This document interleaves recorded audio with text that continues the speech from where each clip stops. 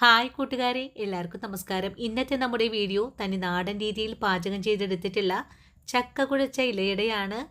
വളരെ സ്വാദിഷ്ടമായതും എല്ലാവർക്കും ഒരുപോലെ തന്നെ ഇഷ്ടപ്പെടുന്നതുമായ വളരെ ഹെൽത്തി ആയിട്ടുള്ള നല്ലൊരു അട കൂടിയാണ്.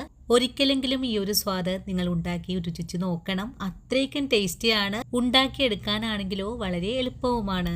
ഞാനിന്ന് ഈ ഒരു ചക്ക കുഴച്ചട തയ്യാറാക്കി എടുക്കുന്നത് പൂപ്പരുത്തി ഇലയിൽ വെച്ചിട്ടാണ്. അതുപോലെ തന്നെ ഈ ഒരു സൂത്രം ഉപയോഗിച്ച് അട പരത്തുവാണെങ്കിൽ വളരെ എളുപ്പത്തിൽ തന്നെ നമുക്ക് പരത്തിയെടുക്കാൻ സാധിക്കും. ഈ ഒരു രീതിയിൽ മാവ് കുഴച്ച് ഇലയുടെ തയ്യാറാക്കുവാണെങ്കിൽ വളരെ സോഫ്റ്റ് ആയിട്ടാണ് നമുക്കിതിനെ കഴിക്കാൻ പറ്റുക. വായിലിട്ടാൽ അലിഞ്ഞു പോകും വിധമാണ് ഈ ഒരു അട തയ്യാറാക്കിയിട്ടുള്ളതും. നമ്മുടെ വീട്ടിലുള്ള എല്ലാവർക്കും ഒരുപോലെ തന്നെ കഴിക്കാൻ ഇഷ്ടപ്പെടുന്ന ഒന്നാണ് ഇലയട. ഇപ്പോൾ ചക്കയുടെ സീസണാണ്. ഈ ഒരു സീസൺ സമയത്ത് എല്ലാവരും തീർച്ചയായിട്ടും ട്രൈ ചെയ്ത് നോക്കണം.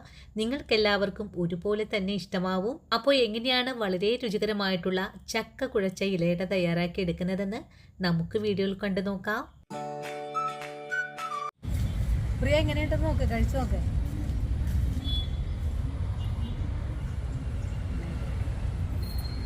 സൂപ്പറാണ്, നല്ല ടേസ്റ്റ് ഉണ്ട് കേട്ടോ. ചക്ക കുഴച്ച അട തയ്യാറാക്കാനും വേണ്ടിയിട്ട് ഞാനിവിടെ 15 ചക്കച്ചുള എടുത്ത് വെച്ചിട്ടുണ്ട്. നല്ലവണ്ണം കഴുകി വൃത്തിയാക്കി എടുത്ത ചക്ക നമുക്കിനി ഒരു മിക്സിയുടെ ജാറിലേക്ക് ഇട്ട് കൊടുത്ത് നല്ല വെണ്ണ പോലെ തന്നെ ഒന്ന് അരച്ചെടുത്തിട്ട് വരാം. നല്ല വെണ്ണ പോലെ തന്നെ അരച്ചു കഴിഞ്ഞാൽ പിന്നെ നമുക്ക് ചക്ക മറ്റൊരു പാത്രത്തിലേക്ക് കൂടെ മാറ്റാം. അരച്ചെടുത്ത ചക്ക ഒരു പാത്രത്തിലേക്ക് കൂടെ മാറ്റിയിട്ടുണ്ട്. ഇനി ഇതിലേക്ക് നമ്മൾ വറുത്ത അരിപ്പൊടിയാണ് ചേർക്കുന്നത്.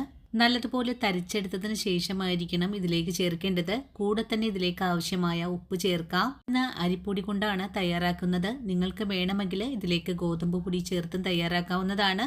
ഇനി ഇതിലേക്ക് 1 ടീസ്പൂൺ അളവിൽ നെയ്യ് ചേർക്കാം. കൂടെ തന്നെ 1 ടീസ്പൂൺ നല്ല ജീരകം കൂടി ചേർത്ത് നല്ലതുപോലെ ഒന്ന് കുഴച്ചെടുക്കണം. ചക്ക കുഴച്ചട തയ്യാറാക്കാനായിട്ട് നമ്മുടെ മാവിന് കുറച്ച് ലൂസായിട്ട് വേണം കുഴച്ചെടുക്കാനായിട്ട്.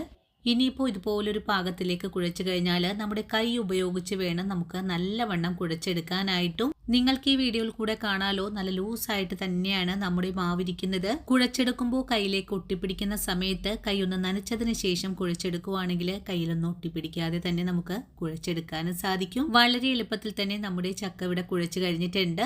ഇനി നമുക്ക് ഇതിന് വേണ്ടിയിട്ടുള്ള ഫില്ലിങ് കൂടെ റെഡിയാക്കാം. ഫില്ലിങ് ചെയ്തെടുക്കാനും വേണ്ടിയിട്ട് തിരുമിയെടുത്തിട്ടുള്ള അരമുറി നാളികേരത്തിലേക്ക് 3/4 കപ്പോളം ശർക്കര പൊടിയാണ് ചേർക്കുന്നത്. ശർക്കര പൊടി ചേർത്ത് നല്ലതുപോലെ ഇളക്കിയൊന്ന് യോജിപ്പിച്ച് കൊടുക്കണം. നിങ്ങൾക്ക് വേണമെങ്കിൽ ശർക്കര പാനിയാക്കിയിട്ട് തേങ്ങ വിളയിച്ചെടുത്താലും കുഴപ്പമൊന്നുമില്ല. തേങ്ങയും ശർക്കരയും കുഴച്ചു കഴിഞ്ഞാൽ ഇതിലേക്ക് 1/2 കപ്പോളം അവിലുകൂടെ ചേർക്കുന്നുണ്ട്. ഇനി ഇതെല്ലാം നല്ലതുപോലെ കുഴച്ചൊന്ന് യോജിപ്പിച്ചെടുക്കാം.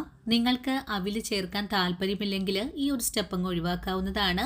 ഇനി ഇതിലേക്ക് നല്ലൊരു സ്വാദ് കിട്ടുന്നതിനായിട്ട് 1 ടീസ്പൂൺ അളവിൽ ഏലക്കപ്പൊടി ചേർക്കുന്നുണ്ട്. ഏലക്കപ്പൊടിയും കൂടി ചേർത്ത് വീണ്ടും നല്ലതുപോലെ യോജിപ്പിച്ച് കഴിഞ്ഞാൽ പിന്നെ നമുക്കുടൻ തന്നെ അട തയ്യാറാക്കാൻ തുടങ്ങാം. അട തയ്യാറാക്കാനും വേണ്ടിയിട്ട് ഞാനിവിടെ പൂപ്പരുത്തി ഇലയാണ് എടുത്തിട്ടുള്ളത്. ഇനി നമുക്ക് അട പരത്തി തുടങ്ങാം. ഇതിനായിട്ട് ഒരു ഇലയിലേക്ക് ഒരു ചെറിയ ഉരുളയാണ് നമ്മൾ വെച്ച് കൊടുക്കുന്നത്. ഇനി കൈ നനച്ചതിന് ശേഷം ഒന്ന് ചെറുതായി പരത്തിയിട്ട് ഇതുപോലൊരു ഇല വെച്ചിട്ട് ഒന്ന് പ്രസ് ചെയ്ത് കൊടുത്താൽ മാത്രം മതിയാകും. നല്ല ഷേപ്പോടുകൂടി തന്നെ നമ്മുടെ അട പരത്തിയെടുക്കാൻ സാധിച്ചിട്ടുണ്ട്. ഇനി ഇതിൻ്റെ ഉള്ളിലേക്കായിട്ട് ഫില്ലിങ് കൂടെ വെച്ച് കൊടുക്കാം. ഫില്ലിങ് വെച്ച് കൊടുത്തു കഴിഞ്ഞാൽ നമ്മുടെ കയ്യിൽ വെച്ച് തന്നെ ഇതുപോലെ ഒന്ന് ഷേപ്പ് ആക്കിയതിന് ശേഷം 2 ഭാഗവും നല്ലതുപോലെ ചേർത്തൊന്ന് ഒട്ടിച്ചു കൂടി കൊടുക്കാം. ആദ്യ ഇലയിട നല്ലതുപോലെ ചേർത്തൊന്ന് ഒട്ടിച്ചു കൊടുത്തിട്ടുണ്ട്.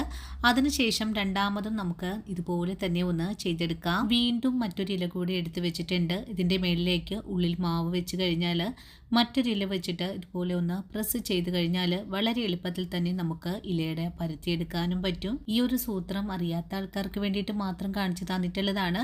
നമ്മുടെ പല വീഡിയോയിലും ഞാൻ പലതരത്തിൽ അട ഷേപ്പാക്കുന്ന വീഡിയോസ് കാണിച്ചു തന്നിട്ടുണ്ട്. രണ്ടാമത്തെ അടയും ഇതുപോലെ തന്നെ ഒന്ന് ഷേപ്പാക്കി മാറ്റിയിട്ടുണ്ട്. നമുക്കിനി ഇതെല്ലാം ഇതുപോലെ തന്നെ ഒന്ന് ചെയ്തെടുക്കാം. ഞാനിന്നിവിടെ ഉപയോഗിച്ചിട്ടുള്ള അരിപ്പൊടിക്ക് പകരമായിട്ട് നിങ്ങളുടെ വീട്ടിലുള്ള ഗോതമ്പ് പൊടിയോ റാഗിപ്പൊടിയോ അങ്ങനെയുള്ള എന്ത് പൊടി വേണമെങ്കിലും വെച്ച് ഇതുപോലെ അട ചെയ്തെടുക്കാവുന്നതാണ്. വളരെ എളുപ്പത്തിൽ തന്നെ നമ്മുടെ അട ഞാനിവിടെ എല്ലാം പരത്തിയെടുത്തിട്ടുണ്ട്. ഇനി നമുക്കിതിനെ ഒരു ആവി പാത്രത്തിലേക്ക് മാറ്റിയിട്ട് വേവിച്ചുകൂടി എടുക്കാം. ഞാനിന്നിവിടെ എടുത്തിട്ടുള്ള ഈ ഒരു പൂപ്പരുത്തി ഇലയ്ക്ക് പകരമായിട്ട് നിങ്ങൾക്ക് വാഴ ഇല വേണമെങ്കിലും എടുക്കാവുന്നതാണ്. ഞാനിപ്പോൾ ഈ ഒരു ഇലയിൽ വെച്ച് തയ്യാറാക്കി എന്ന് മാത്രമേ ഉള്ളൂ. അടയെല്ലാം ആവിപാത്രത്തിലേക്ക് വെച്ച് കൊടുത്തിട്ടുണ്ട്. ഇനി നമുക്കിതിനെ മൂടി വെച്ച് വേണം വേവിച്ചെടുക്കാനായിട്ട്. ഒരു 10 മിനിറ്റ് നേരം ഫുൾ ഫ്ലെയിമിലും അതിനുശേഷം മീഡിയം ഫ്ലെയിമിലും വെച്ചിട്ട് ഒരു 15 മിനിറ്റ് കൊണ്ട് തന്നെ നമ്മുടെ അട നല്ലതുപോലെ വെന്ത് വന്നിട്ടുണ്ട്.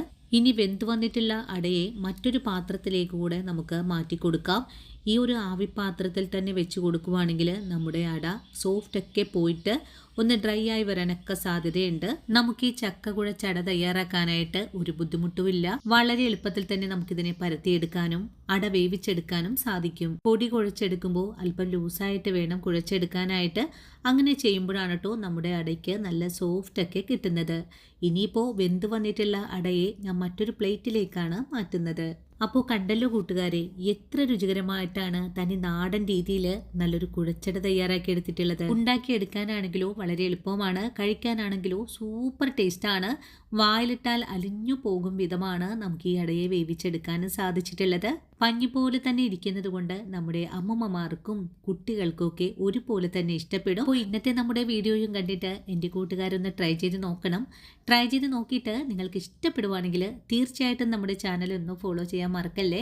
അതുപോലെ വീഡിയോ കുറിച്ചുള്ള അഭിപ്രായങ്ങളെല്ലാം കമൻസ് ആയിട്ട് അറിയിക്കാനും മറക്കരുത്. വീഡിയോ കണ്ട് ഇഷ്ടമായിട്ടുണ്ടെങ്കിൽ ഇതുപോലൊരു നാടൻ വിഭവം വീട്ടിലെല്ലാവരും ട്രൈ ചെയ്ത് നോക്കണേ. ട്രൈ ചെയ്ത് നോക്കുമ്പോൾ നിങ്ങൾക്ക് ഇഷ്ടപ്പെടുവാണെങ്കിൽ നിങ്ങൾക്ക് കിട്ടിയ ഈ ഒരു അറിവിനെ നിങ്ങളുടെ കൂട്ടുകാരിലേക്ക് കൂടി ഷെയർ ചെയ്ത് കൊടുക്കാനും വീഡിയോ കണ്ടുകൊണ്ടിരിക്കുമ്പോൾ തന്നെ ലൈക്കുകൾ കൂടി തന്ന ചേച്ചിയെ സപ്പോർട്ട് ചെയ്യാനും മറക്കല്ലേ. ആദ്യമായിട്ട് നമ്മുടെ വീഡിയോസ് കാണുന്ന കൂട്ടുകാർ ആരെങ്കിലും ഉണ്ടെങ്കിൽ ചേച്ചിയെ ഒന്ന് സപ്പോർട്ട് ചെയ്യണം കേട്ടോ. സപ്പോർട്ട് ചെയ്തിട്ട് ആ കുഞ്ഞു ബെല്ലൈക്കനും കൂടെ ഓൾ ഓപ്ഷൻ അടിച്ചിടാനും മറന്നു പോകരുത്. അപ്പോഴാണ് ഞാനിടുന്ന പുതിയ പുതിയ വീഡിയോസ് എല്ലാം തന്നെയും നിങ്ങളുടെ കയ്യിൽ നോട്ടിഫിക്കേഷൻ വഴി എത്തുന്നത്. അപ്പോൾ ഇന്നത്തെ നമ്മുടെ വീഡിയോ ഇത്രയേ ഉള്ളൂ. ഇനിയും നിങ്ങൾക്ക് വേണ്ടിയിട്ട് പ്രയോജനകരമായിട്ടുള്ള നല്ല നല്ല വീഡിയോസൊക്കെ ആയിട്ട് ഞാൻ നാളെ ഓടിയെത്തുന്നതാണ്. അതുവരെയും വീഡിയോ കണ്ട് സപ്പോർട്ട് ചെയ്ത എൻ്റെ എല്ലാ കൂട്ടുകാരോടും ഇനിയും കാണാനിരിക്കുന്ന എൻ്റെ പ്രിയ കൂട്ടുകാരോടും ഒത്തിരി നന്ദി സ്നേഹമൊക്കെ അറിയിച്ചുകൊണ്ട് നാളെ രാവിലെ ഓടിയെത്താം. അതുവരെയും ഒത്തിരി സ്നേഹത്തോടെ വീണ്ടും കാണാം.